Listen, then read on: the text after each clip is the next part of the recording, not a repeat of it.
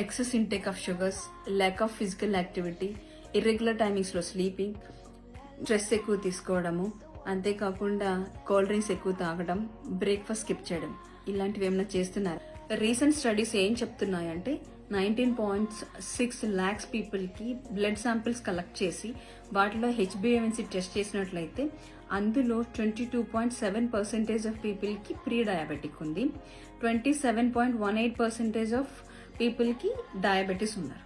So అవి collect చేసి హెచ్బిఏవన్సీ test చేసినట్లయితే, బట్ టెస్ట్ చేయకుండా ఉన్న వాళ్ళలో ఎంతమంది ఉన్నారో ఒకసారి మీరే ఆలోచించండి.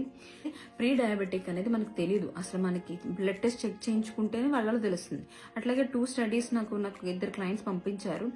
వాళ్ళు చెక్ చేయించుకుంటే వాళ్ళు ప్రీ డయాబెటిక్, వాళ్ళ రేంజ్ వచ్చేసి హెచ్బిఏవన్సీ 6.1 ఒకరికి, 6.4 ఒకరికి ఉంది. వాళ్ళు ర్యాండమ్గా చెక్ చేయించుకున్నారు. జనరల్గా ఎవ్రీ 6 months 1 yearకి ఒకసారి చెక్ చేయించుకుంటారు అట్లా. సో అప్పుడు వాళ్ళు ప్యానిక్ అయ్యారు అనమాట, అంటే డయాబెటీస్ ఉందా ఏంటని. సో ఇక్కడ ఏమంటే వాళ్ళు ప్రీ డయాబెటిక్ అంటే they are entering to diabetes, అంటే బ్లడ్లో షుగర్ లెవెల్స్ ఎక్సెస్ ఉన్నాయి.